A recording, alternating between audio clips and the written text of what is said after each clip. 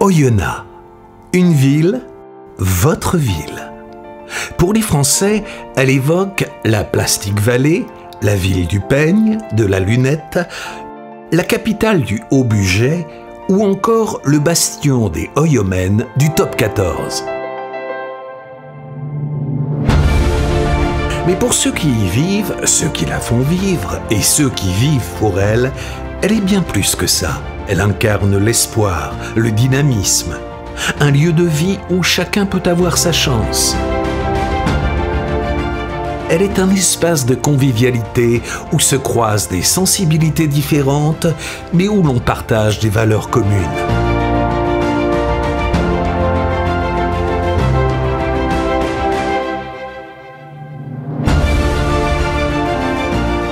Riche de son histoire, elle a su trouver en elle la force de devenir une ville vivante qui grandit et fait grandir ses habitants.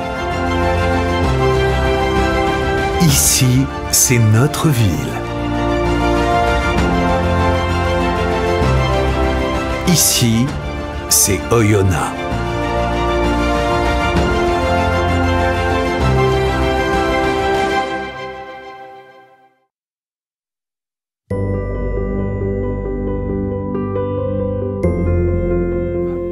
Trois peignes d'or surplombant l'inscription « Improbo fabrum labore accendit », voici l'emblème et la devise d'Oyonnax.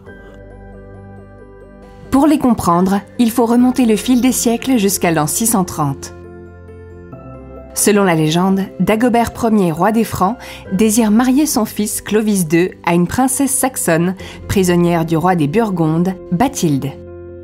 Il charge donc une délégation de ramener la princesse. Mais aux alentours d'Oyonnax, la litière du futur évêque Léger d'Autun, qui conduit la troupe, se casse. Des habitants d'Oyonnax vont alors offrir des objets en bois de leur artisanat et réparer le véhicule. Admiratif de leur habileté et en reconnaissance, Léger d'Autun, qui n'est pas encore Saint Léger, le patron d'Oyonnax, accorde à la ville le privilège de la fabrication de peignes en bois. C'est le début d'une longue tradition manufacturière. À partir de cette époque, la ville se développe grâce à l'artisanat. On y travaille le bois, mais aussi la corne.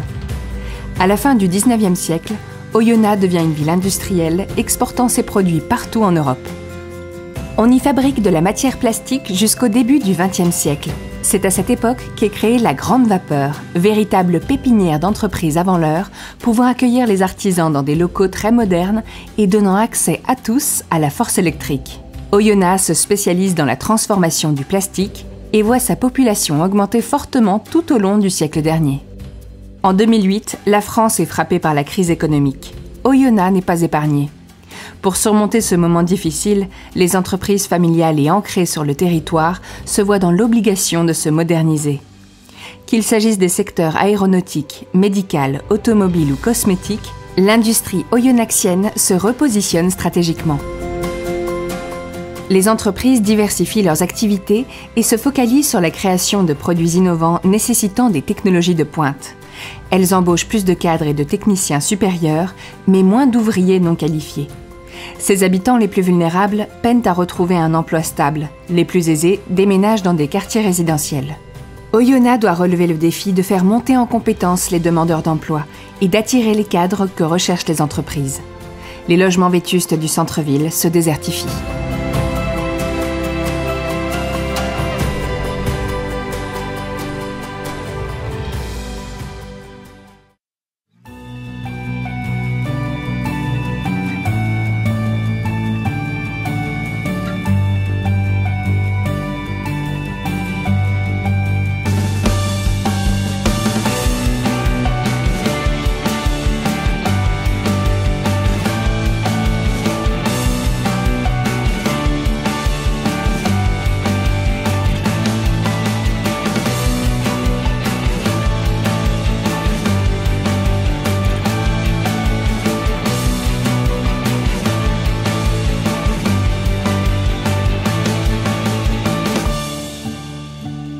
Oui, Oyonnax a changé.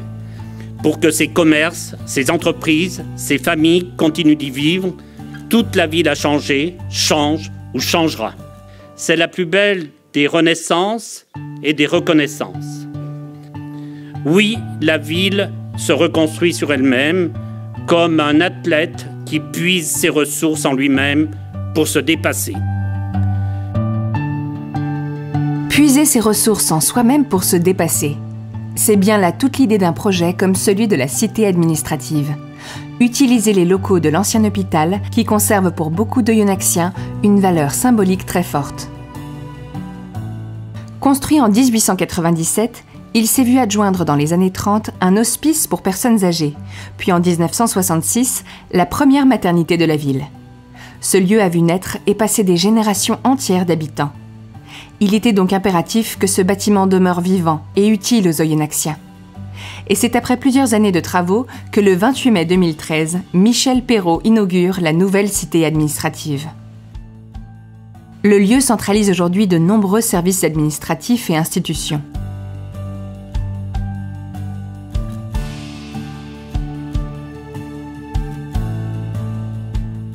De la mission locale au Pôle emploi, en passant par le Centre des finances publiques ou l'assurance maladie. Il permet aux Oyonnaxiens d'effectuer leurs démarches en un lieu unique au cœur de la ville.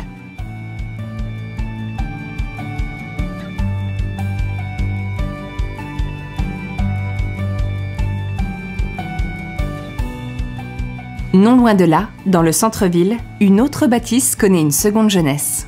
Le château Convert, une ancienne maison bourgeoise construite au début du XXe siècle, s'est vue transformée en un lieu de vie destiné aux seniors. 49 appartements spacieux, allant du T1 au T4, ont été construits. Un projet remarquable qui permet à des personnes âgées, autonomes et valides, de vivre en plein cœur d'Oyonnax tout en profitant d'équipements adaptés à leurs besoins.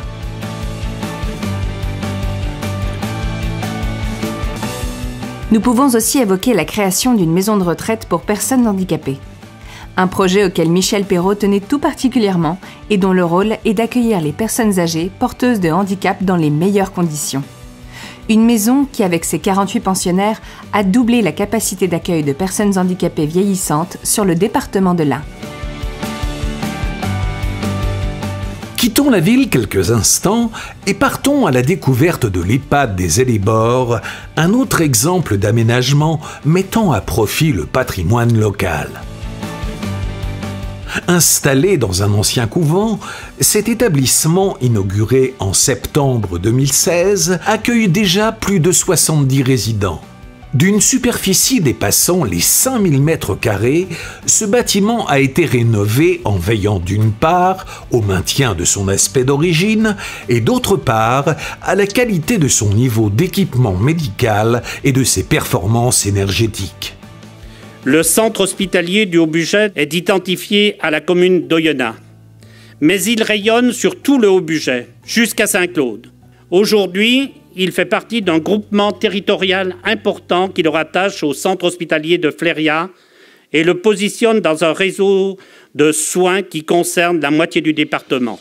Comme l'évoquait Michel Perrault, il était impératif de doter la ville d'un centre hospitalier digne de ce nom. Ce fut chose faite en 2007 avec l'inauguration du centre hospitalier du Haut-Bugey. Très bien équipé, l'établissement dispose d'une salle d'IRM, d'un scanner ou encore de baignoires d'accouchement. Il permet ainsi aux patients d'être soignés dans les meilleures conditions tout en restant à proximité de leur famille.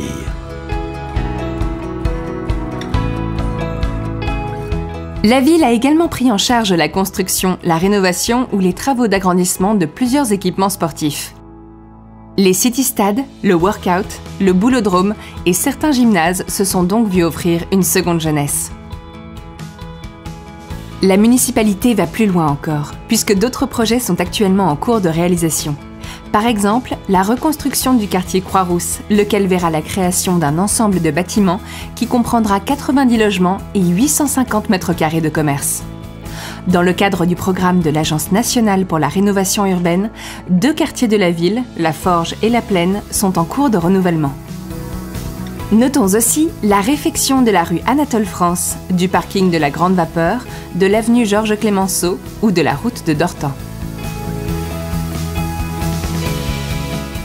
Tous ces projets ambitieux initiés par la mairie, projets de construction, de rénovation, de modernisation, ont déjà commencé à porter leurs fruits.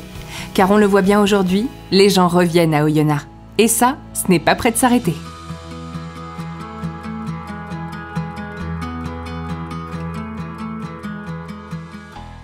Ces projets témoignent de la volonté qu'a l'équipe municipale de rendre Oyonnax toujours plus attractive et de permettre à ses habitants d'y trouver tout ce dont ils ont besoin, mais toujours en respectant l'identité et l'histoire de la ville. Oyonnax a donc vu s'implanter au fil des années un nombre important de grandes enseignes. Tape à l'œil, Chris, Marionneau, Promode ou encore Maison du Monde ou Décathlon, pour n'en citer que quelques-unes, et près de 300 indépendants proposant des articles de marque ou des services de qualité et de proximité.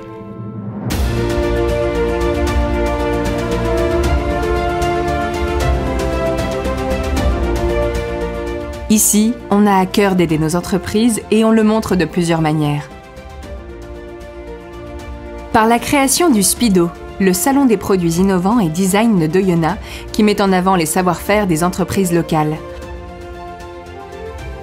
Ou encore par le biais des aides de Centre 1 Initiative ou du Conseil départemental.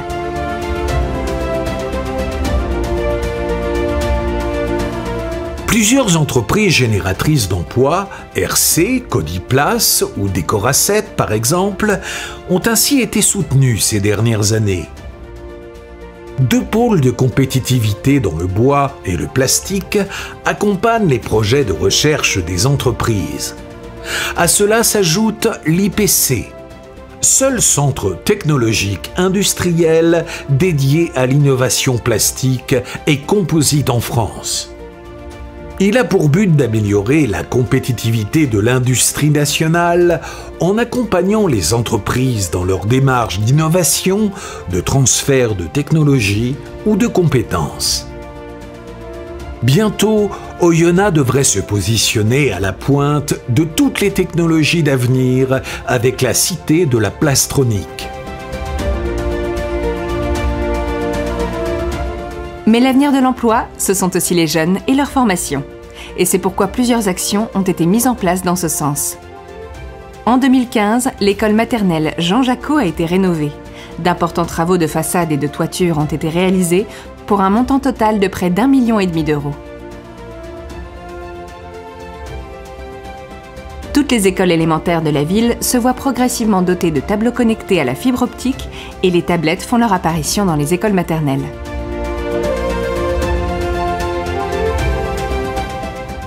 Pour les plus grands, le lycée Pain-Levé est au centre d'un vaste projet de restauration depuis 2016 qui vise à le réhabiliter tout en préservant sa valeur patrimoniale. Budget 23 millions d'euros.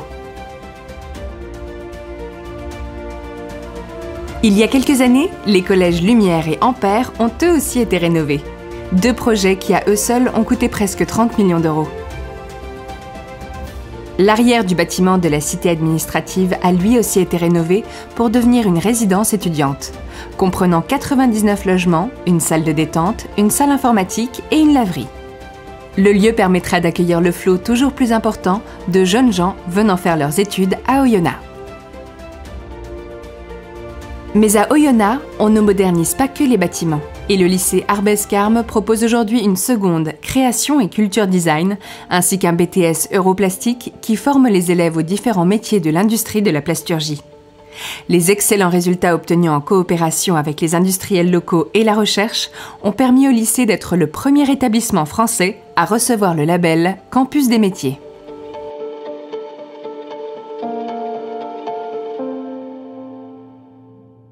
La création du SOFEO, Salon de l'orientation, de la formation et de l'emploi, ancré dans le calendrier depuis 2010, permet aux lycéens de découvrir les différents métiers et filières qui s'offrent à eux.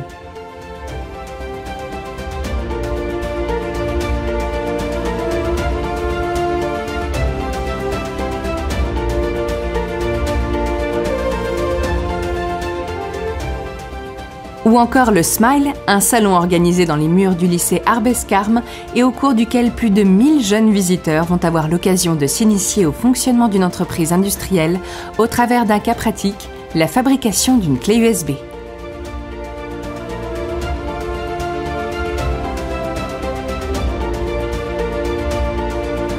Les jeunes vont découvrir tous les métiers mobilisés dans la dynamique de création industrielle, de la conception à la production, en passant par les achats, la gestion des ressources humaines et financières, ou bien encore le marketing. À chaque fois, ils rencontreront un professionnel, véritable ambassadeur, passionné par son métier. L'enseignement supérieur n'est pas en reste, puisqu'une antenne de l'INSA s'est implantée à Oyonnax. Elle propose aux élèves un diplôme d'ingénieur en génie mécanique procédé plasturgie.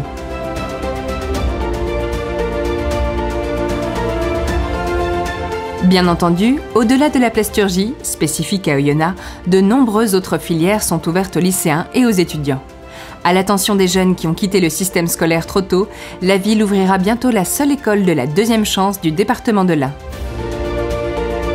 Si, comme on l'a vu, on peut y travailler et s'y épanouir professionnellement, une question demeure. Comment vit-on à Oyonnax ?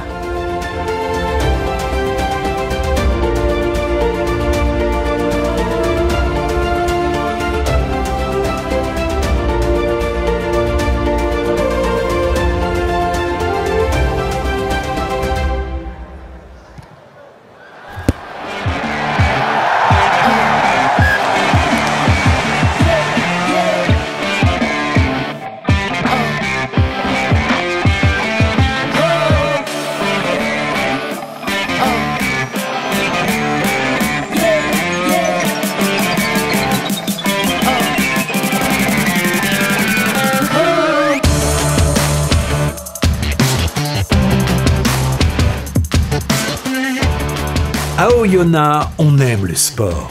Que ce soit sur le gazon, en salle, à l'école, au fond des bois, sous l'eau ou sur la piste, ce ne sont pas les occasions de se dépenser qui manquent. De nombreuses infrastructures permettent aux Oyonnaxiens de s'adonner à tout type d'activité physique.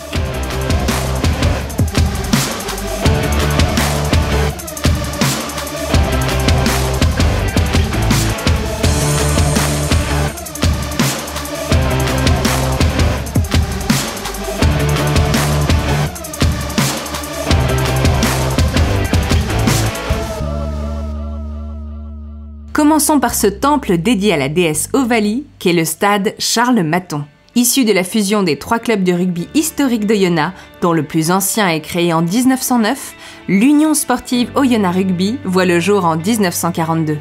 Le stade Charles-Mathon est quant à lui construit en 1939. Il porte le nom d'un célèbre rugbyman et résistant oyonnaxien. Né en 1905, Charles Mathon a commencé très jeune à jouer dans les différents clubs d'Oyonnax et des environs.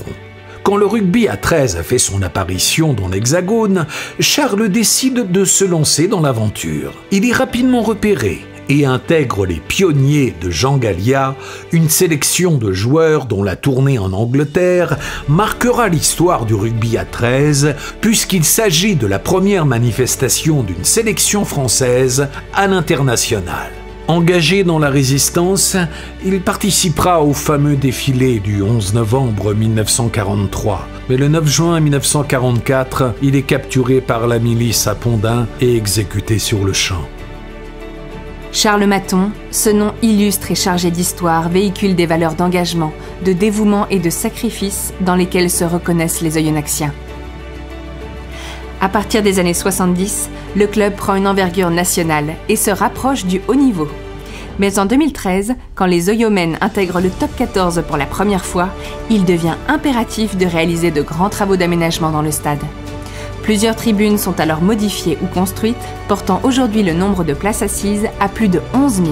En 2015, afin de résister aux rudes hivers oyonnaxiens, Charles Mathon devient le premier stade du top 14 à se doter d'une pelouse synthétique. En 2016, l'USO inaugure l'Oyomen Factory, un complexe ultramoderne de 2300 m² entièrement dédié au club et à ses joueurs. Il comprend une salle de musculation, un terrain couvert, un espace médical, les bureaux du club et de nombreux équipements destinés au confort des joueurs. En 2017, Oyonnax crée l'événement en remportant de nouveau le championnat de Pro D2 et regagne ainsi sa place dans ce qu'il est convenu d'appeler le meilleur championnat du monde.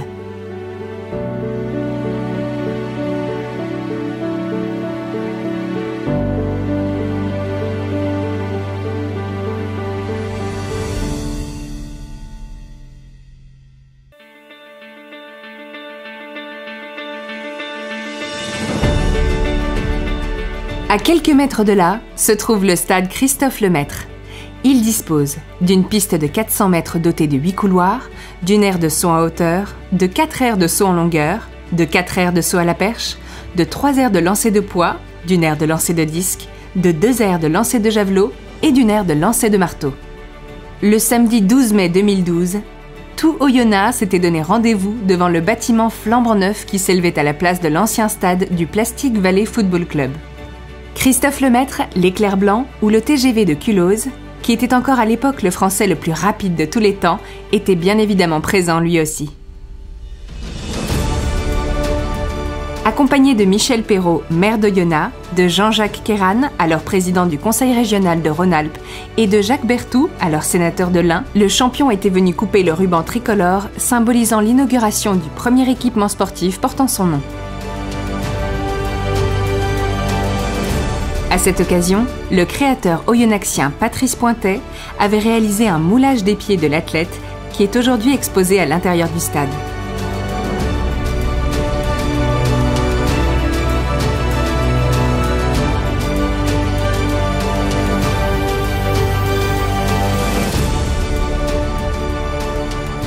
Depuis sa création, le stade Christophe-Lemaître a été le théâtre de nombreux événements à portée régionale, voire nationale. Des compétitions d'athlétisme de haut niveau, la fête des sports ou encore les Olympiades scolaires qui, pour leur 9e année d'existence, ont à nouveau réuni quelques 1450 enfants des classes de CE2, CM1 et CM2 d'Oyonnax et des villes voisines.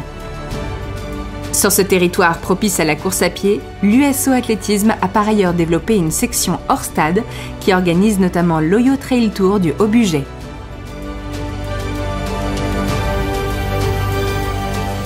La municipalité a pris en charge la rénovation de plusieurs des équipements sportifs emblématiques de la ville. Le gymnase Pasteur, par exemple, a été réhabilité en 2010 pour un montant total de 930 000 €. Chaque semaine, 500 enfants franchissent sa belle façade colorée pour s'y dépenser. En 2016, c'est la plus ancienne salle de sport d'Oyonnax, le gymnase Jean Moulin, qui fait peau neuve. Il comprend aujourd'hui un superbe terrain multisport et une structure d'escalade.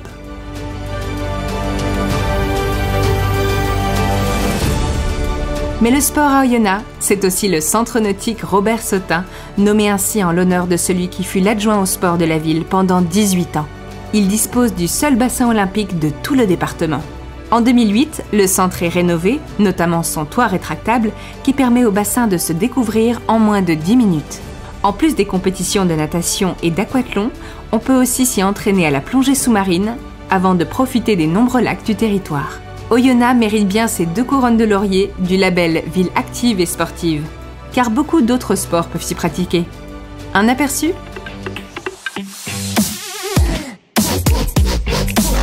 What?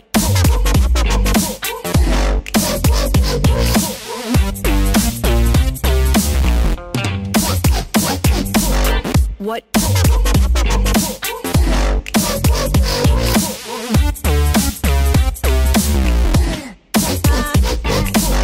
What?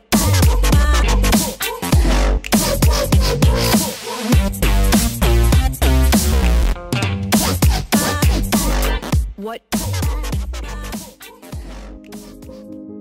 Et si nous prenions un peu d'altitude ? Après tout, il n'y a pas que le sport dans la vie, n'est-ce pas ?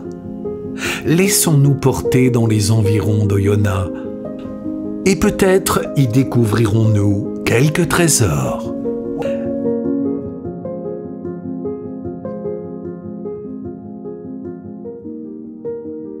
Situé à 850 mètres d'altitude, le lac Genin, ou le Petit Canada du Haut-Bugey pour les intimes, est un autre symbole du mode de vie oyonnaxien. C'est le secret le moins bien gardé des environs.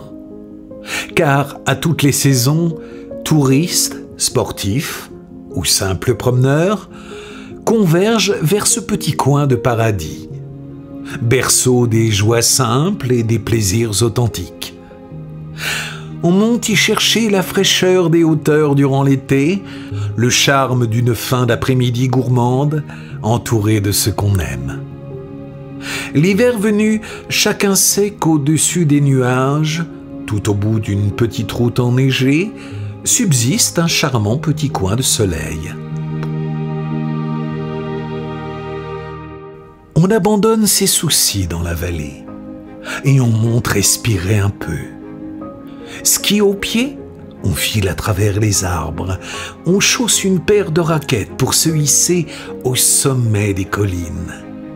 On patine sur le lac gelé ou, pour les plus téméraires, on plonge sous l'épaisse couche de glace. Qu'ils y viennent pour se décourdir ou pour se prélasser, les oyonnaxiens savent bien que la parenthèse se refermera toujours par un de ces instants d'insouciance et de convivialité qui ponctuent l'existence des bons vivants.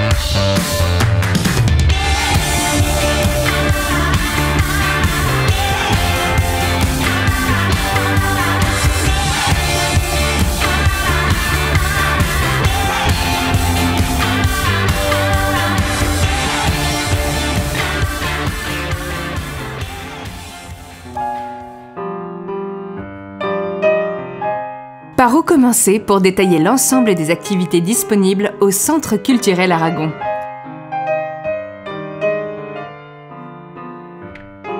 Tout d'abord, le conservatoire. Dès le plus jeune âge, et grâce à l'enseignement des 39 professeurs du centre, 700 enfants peuvent s'initier à la musique, à l'art dramatique, à la danse, classique, jazz ou hip-hop, ou approfondir leur connaissance d'un instrument, cordes, cuivre, clavier, percussion ou musique assistée par ordinateur.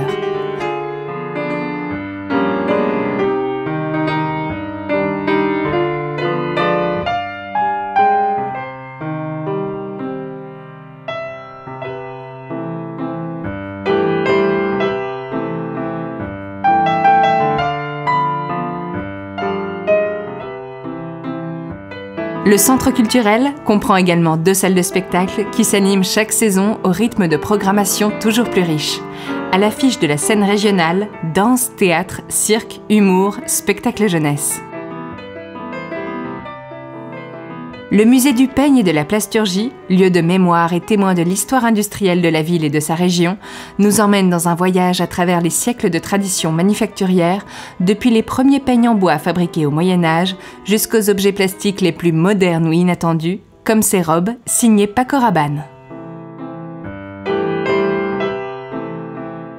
Un cinéma flambant neuf, labellisé Art et Essai, Jeune Public et Recherche et Découverte. Notons que le deuxième cinéma municipal en centre-ville a été lui aussi rénové avec l'installation de nouveaux fauteuils et de projecteurs numériques pour la diffusion de films en 3D. Une médiathèque enfants et adultes bien fournie et entièrement informatisée, mais aussi le café des artistes, des expositions, conférences et une foule d'autres événements. Bref, largement de quoi se cultiver tout au long de l'année.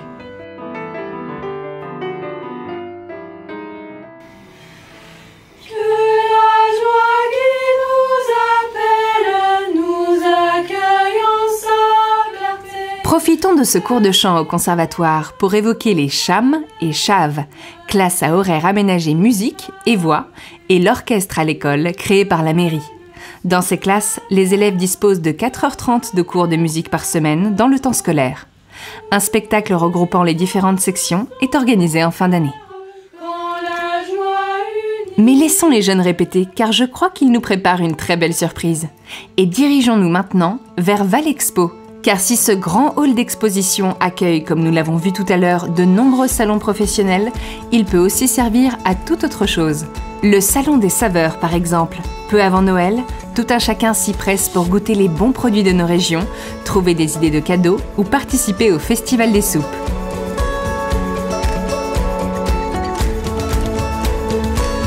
On peut notamment parler du repas du vivre ensemble, où les habitants de la ville étaient conviés, en présence du maire et des ambassadeurs de plusieurs pays du Maghreb, à rompre le jeûne du Ramadan dans une ambiance chaleureuse et multiculturelle.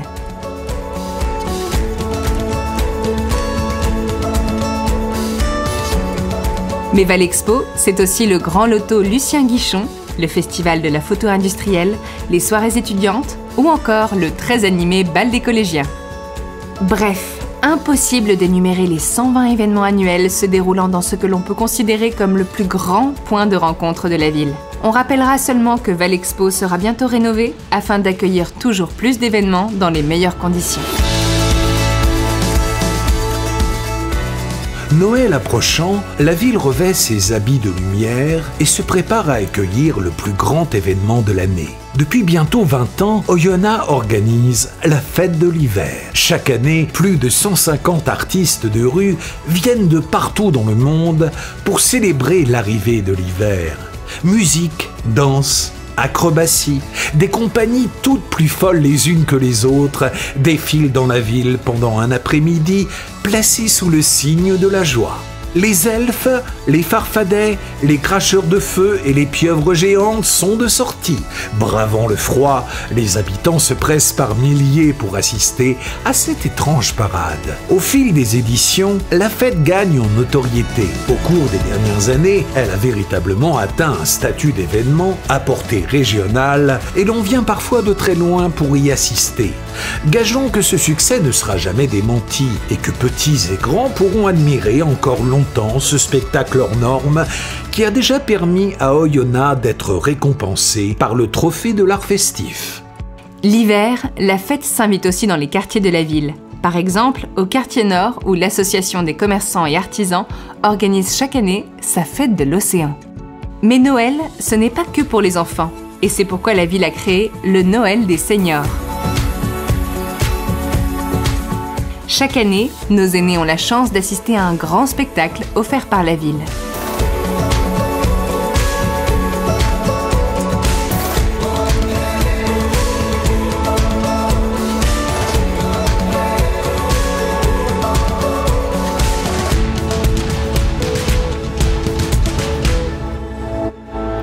Cependant, ne croyez pas qu'à Oyonnax, on ne prenne du bon temps que l'hiver. Depuis plus de 15 ans déjà, la ville fête le retour du printemps, un événement gratuit et ouvert à tous. La dernière édition avait pour thème les animaux de la ferme.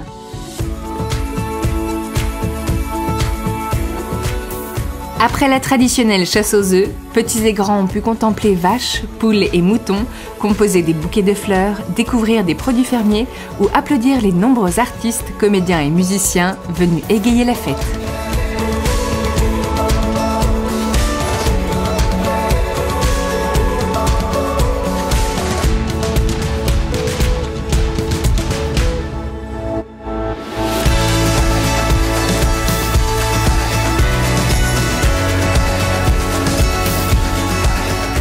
L'été aussi, les habitants envahissent la ville pour danser ou chanter, et ce notamment durant les quelques week-ends que dure le festival des terrasses musicales. Des moments de joie et d'échange au cours desquels toute la ville et toutes les sensibilités se croisent. Et quel meilleur cadre pour cela que les terrasses des bars d'Oyonnax? Chaque cafetier accueille un groupe différent et à la nuit tombée, les rues se remplissent de monde. On boit un verre, on chante, on se croise, on se sourit. La musique, sûrement la plus belle manière de rassembler les gens. Imaginée par l'équipe municipale, il y a de cela 7 ans, la ville continue de soutenir activement cette grande fête. Mais à Oyonnax, on a encore beaucoup d'autres idées pour que l'art vienne envahir nos rues. La première édition du Festival international de street art a eu lieu en 2017. Elle a rassemblé 11 talentueux artistes venus des 4 coins du monde, du Japon, de Russie, du Mexique ou encore d'Italie. Véritable succès, le festival sera de retour en 2018 avec 2 fois plus d'artistes arrivant des États-Unis, du Vietnam, de Pologne. L'aventure du street art à Oyonnax ne fait que commencer. Et comme ces jeunes gens en font si bien la démonstration, en prenant pour quelques jours possession des rues afin d'y mettre de la couleur, une ville doit rester vivante et permettre à tous de s'exprimer et de vivre dans les meilleures conditions possibles.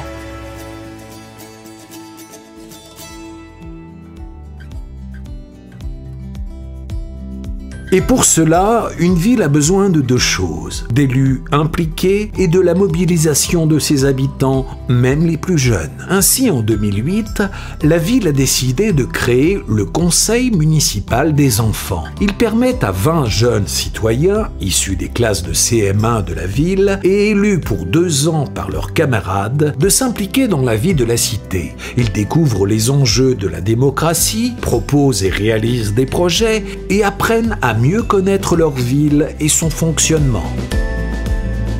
Oyonnax Civic permet à tout un chacun, via l'application mobile Tell My City, de signaler des dysfonctionnements sur l'espace public. Le citoyen peut depuis son téléphone localiser, photographier, catégoriser et informer la mairie de ce dont il est témoin.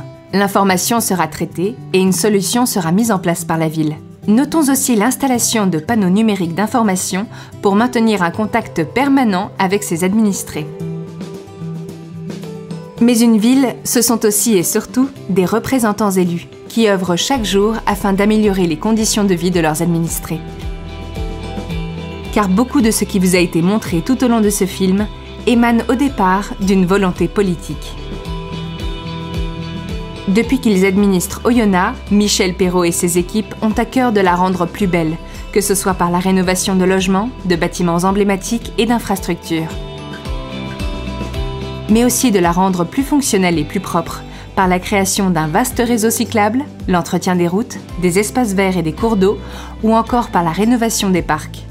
Oyonnax étant devenue récemment ville fleurie. En mai 2014, une chaufferie biomasse est inaugurée. Grâce à cet équipement, la part d'énergie renouvelable dans la production de chaleur de la ville est aujourd'hui de 75%. Elle a également permis de faire baisser la facture de chauffage des bâtiments reliés au réseau d'environ 40%.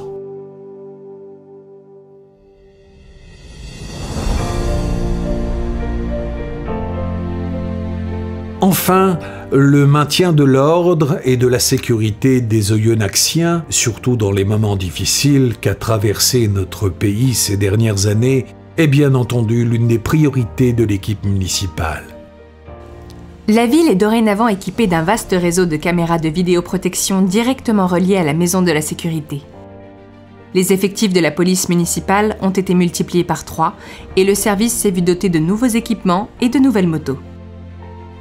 Mais comme rien ne remplacera jamais le contact humain et la proximité, la mairie a décidé de compléter le travail de la police et des médiateurs par celui d'une brigade cynophile. Chargée de patrouiller en ville, ces agents de sécurité ont pour mission de créer du lien avec les habitants et de rassurer les commerçants.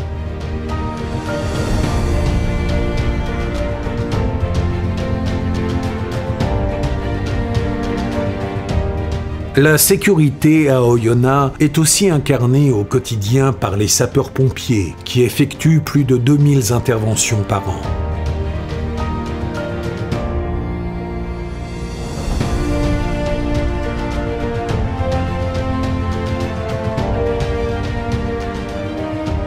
En 2019, ils fêteront leur bicentenaire et organiseront à cette occasion une exposition à la grande vapeur qui honorera la mémoire de leurs aînés. Car, comme on a coutume de le dire, pour savoir où l'on va, il faut savoir d'où l'on vient. Et les Oyonnaxiens, quel que soit leur âge, savent prendre le temps de rendre hommage à ceux qui les ont précédés.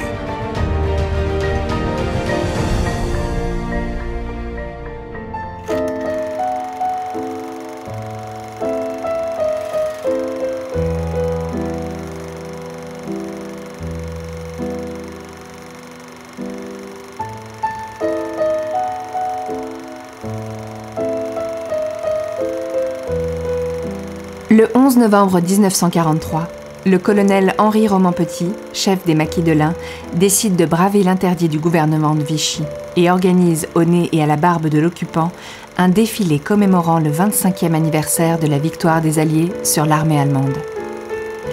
Les maquisards de l'Ain et du Haut-Jura défilent dans les rues de la ville d'Oyonnax jusqu'au monument aux morts pour y déposer une gerbe en forme de croix de Lorraine, arborant l'inscription « Les vainqueurs de demain » à ceux de 14-18.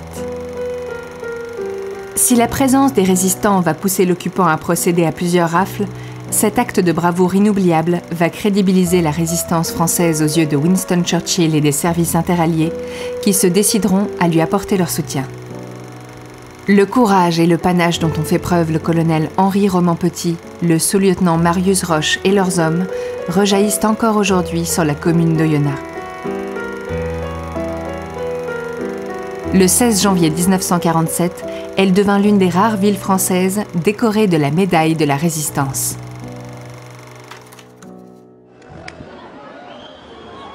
Le 11 novembre 2013, pour célébrer le 70e anniversaire de ce défilé héroïque, la ville d'Oyonnax a eu l'honneur de recevoir le président de la République, M. François Hollande. Ce coup d'éclat a marqué notre mémoire collective. 70 ans plus tard, nous sommes réunis, aujourd'hui, dans la fidélité du souvenir, pour évoquer deux guerres terribles, mais ici, à Oyonnax, il y a eu des hommes qui ont voulu utiliser le souvenir pour rallumer l'espoir. Ici, à Oyonnax, il y avait des hommes qui voulaient rendre hommage aux morts et mobiliser les vivants.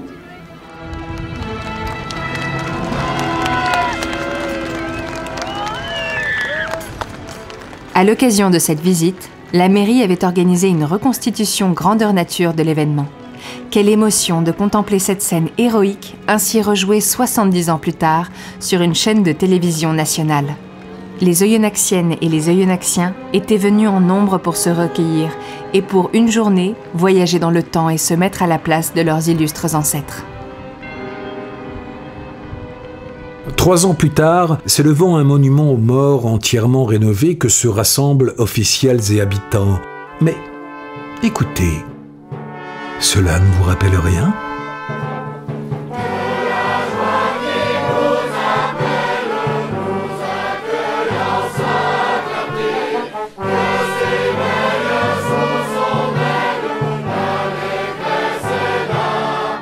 Bravant la pluie et le vent, tous sont venus commémorer l'armistice qui mit fin au terrible combat de la Grande Guerre. Nous savons tous que cette guerre fut monstrueuse. 1 400 000 poilus morts au combat.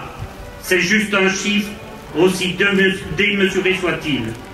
Ce qu'il est important de comprendre, en dépit du temps qui passe, c'est que derrière chaque mort, il y a une histoire, que derrière chaque soldat battu, il y a une tragédie familiale, il y a la souffrance et le deuil, il y a le chagrin. Peuple oyonnaxien, soyez unis, hommes, soyez humains. Je vous remercie. tout en écoutant les discours poignants du maire d'Oyonnax, de Madame Hélène Geoffroy, secrétaire d'État en charge de la ville, et de Monsieur Damien Abad, député de l'Ain, les nombreux spectateurs ont pu assister à une reconstitution bouleversante jouée par de jeunes Oyonnaxiens. Arrêtez! Arrêtez!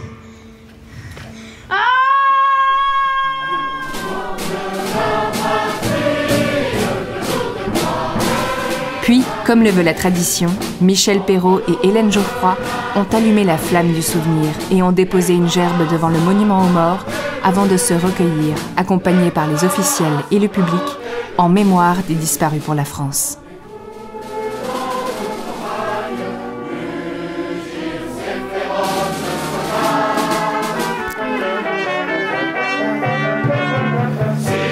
Épaulés par leurs aînés, les enfants de la ville furent au cœur des célébrations, que ce soit lors des dépôts de gerbes ou de drapeaux, dans les différentes scénettes créées pour l'occasion, au sein de la chorale ou encore de l'orchestre. Le courage et le sérieux dont ces jeunes gens ont su faire preuve restera certainement dans la mémoire des habitants comme le plus bel hommage qui pouvait être rendu par les jeunes d'aujourd'hui aux vainqueurs d'hier.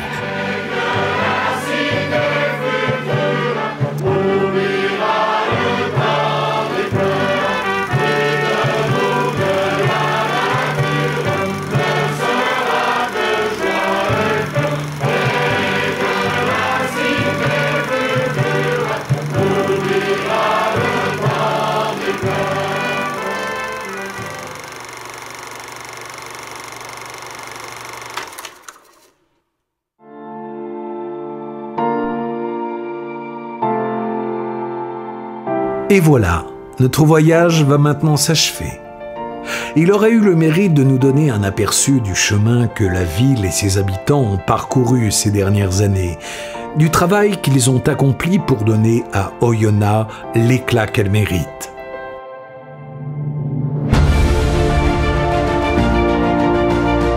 Elle s'est élevée grâce au travail de ses artisans, pourrions-nous encore dire aujourd'hui. Un travail qui a consisté, pour la municipalité, à renforcer le tissu économique, à dynamiser l'emploi, la formation, à développer les services publics, à donner à Oyonnax l'attractivité qui est la sienne aujourd'hui.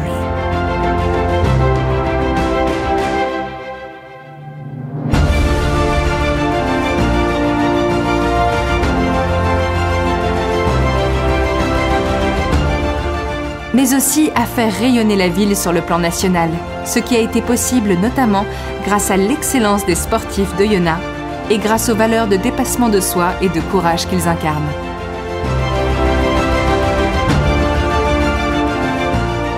Il a fallu faire renaître la culture, remettre au centre de la vie des habitants des événements d'envergure qui permettent aux gens de se croiser, de se comprendre, d'échanger, de vivre ensemble. Et également redonner aux administrés et aux personnels municipaux la passion de leur ville, l'envie de se battre pour elle, de la rendre plus belle, plus moderne et plus agréable à vivre.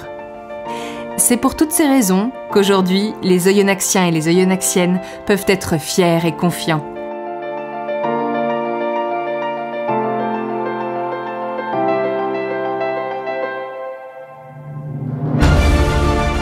Fiers du chemin déjà parcouru et confiants en l'avenir qui sera le leur s'ils continuent à œuvrer avec la même énergie pour offrir à leur ville le destin qu'elle mérite et pour faire savoir à tous qu'ici, c'est Oyonnax.